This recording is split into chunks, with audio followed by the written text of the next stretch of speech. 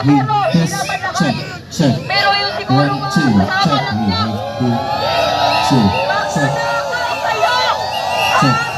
1, check, check, check. 2, test, we check, check, we test. 1, check, check, check, we. Sinanakaw nyo lang yung pera namin!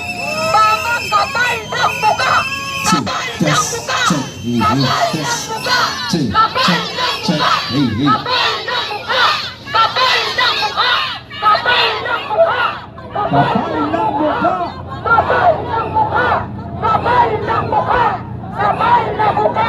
Kapal ng mukha! Check, we test. Sa ating lahat. Para sa atin, para kinabukasan ng ating mga anak at kinabukasan din po natin, lalong-lalo na sa ating mga apo at susunod na mga henerasyon. Ito po, tatalakayin lang natin patungkol sa pagsasabi ni Marcos. Kanina napanood ko sa kanyang interview na ang kapulisan daw pumasok sa QGC, walang dalang baril, pero kompleto sila. May mga tindas, may mga baril, harap-harap pa na pagsisinungaling ni Bongbong Adik Drug Lord Marcos. Drug Lord Marcos. Nagsisika na kami dito. Ngayon, nandito tayo, nag-iipon-ipon. Kaya nagsisika na po kami sa mga payong, may mga payong. Kagabi, nagpahinga kami. Kaya minsan So, po, ngayon, yung payong. muli kaming nagbalik dito. Dahilan sa pagpapatalsik, simulang pagpapatalsik sa ating bangag na presidente na siya ang pinuno ng International Drug Lord. Mga kababayan, sa kasalukuyan po, noong nakaraang buwan, nag-cover kami Oo, sa sana. Martires. Ay, kain namin yan, nasaan? Na daw, ang shabu, cocaine at sari-sari mga drugs. Sabihin mo na saan? Nasa na Bibili tayo? natin ng ano, Namin chicken yan, joy. kami mismo ang nag-cover doon.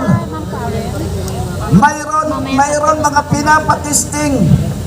Itong mga nasabing mga magagaling daw na Mga tester katuloy po ng kami, drugs, hindi kami pero tao din gising. ni Bongbong Adik Drug Dahil Lord sa barang Marcos. na nakita namin na Ito binoto, po, ang nabudol masasabi kami. ko lang, kapirasong Budol balot ng yan. plastic ang pinatikman. Ngayon, susunugin daw ang nasa loob.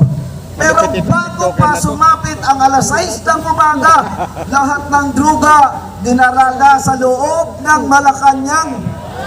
Kaya ang shabu, ang cocaine, mga kababayan, nandyan na sa loob ng Malacanang. Noong pa man yan, alam ng inyong lingkod kung paano ang kapatid ni Lisa Adik Drug Lord na si Martin Aranita Panahon Paninoy Aquino, International Drug Lord na yan. Adictus Pagod ni Marcos. No, to Marcos! Naglabasan sila dahil ako, tumira din ako ng Dasmariñas, Cavite. Napapaligiran ako nung araw 1990 ng mga adik at mayroon akong katabi na drug lord. Isa na yan, si Buyeng Rimulya. Adictus, gobyernong adictus. Magmulat nung umupo si Buyeng Rimulya sa administrasyon ni Bongbong Adik Drug Lord Marcos, Shabu. pumalit ang kanyang anak. Ito. Kaya ito ngayon, Ano yan? ang shabu, kung hindi ka marunong mag-ikot, hindi ka matatanggap Ano yan? Galing. bilang isang sekretary ni Bongbong Adik Drug Lord Marcos. Dapat lang, tinutuluyan na natin patalsikin. At ako mismo nananawagan sa ating mga kababayang Pilipino, lalong-lalo na doon sa Liti dahil ako taga-Liti, solid akong waray. Buhay namin yan sa Ulok, Palulite, sila Romualdez, Tambaluslos, magmulat nung umupo yan, bilang isang mayor, naging kongresista ng Liti. Kung ano ang kinalikuran ko roon sa Tacloban hanggang ngayon, walang pagkaunlad ang Tacloban, nangangamoy basura pa rin dahil sa kanilang pagnanakaw sa buwis ng bayan. Pangalasan natin si Bongbong Adik Draglord Marcos. Maraming salamat. Nagpahintong lang ako. Harap-harapan na pagsisinungaling patungkol sa flood center ba yun? Flood control. Ito, 5,500 daw ang kanyang natapos, mayroon pa ongoing na kanyang kasinungalingan. 5,500 ang kasinungalingan ni Bongbong Adik Draglord Marcos. Bilang kasinungaling sa buong mundong tao, si Bongbong Marcos. Maraming salamat. Thank you. Message mga kababayan. Naiblad tong matandang to. Hello, good evening everyone! Andito ako ngayon! Gabi babawi ako kasi kagabi wala ako. Galing ako sa trabaho. Sobrang ulan. So ngayon babawi ako. Gusto ko lang magsalita dito dahil sa kay Marcos Bangag. Sobrang bangal ang ko pala si Farley Fernandez, taga Davao, kababayan ko si Tatay Digong. Kasi sabi ng ibang tao, hindi daw ako kay Harry Roque talaga ako. Diyan sa kaya Kaya punta ako rito dahil gusto ko lang muna pamagitan, pasalamatan si Tatay Digong, saka sa Inday Sara kasi hindi sa magpapatinag sa mga kongresman na mga bulak. Kongresman na mga maglanaka, naglaki ang mga tiyan nila nandun sa pirap ng tambayan. Pati yan sa buti nga sa Inday Sara hindi nagwan. Yan ang mga Bisaya. Yan ang karapat-rapat na mamuno sa Pilipinas. Walang takot.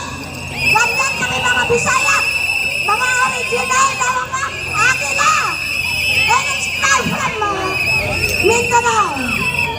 So ngayon, ang masasabi ko, Tatay, maraming salamat. Hindi ka namin iiwan. Inday Sara, forever tayo magsama, walang iwanan. Pastor Kibuloy, huwag ka muna magpakita sa mga demonyo. Bahala kami dito, hindi ka namin iwan ng dalaman. Kasi, pag mahuli ka, papatayin ka nila. Huwag kang magpakita, bahala na kami. Mga tambay. Ang masasabi ko lang din sa kay Lisa, kunot ang puki niya. Bigwin, walang hiya. Sindikato.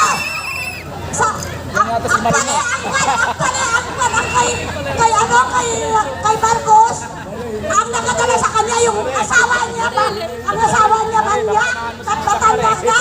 Sige na nagpakabayo sa kay Marcos. Okay, maraming salamat sa misyon ni Nanay Betty.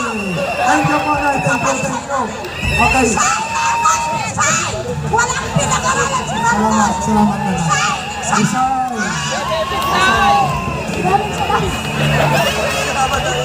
Maraming salamat po.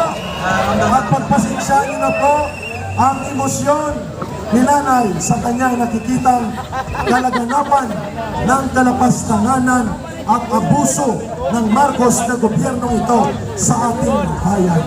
Tumayo muna tayo para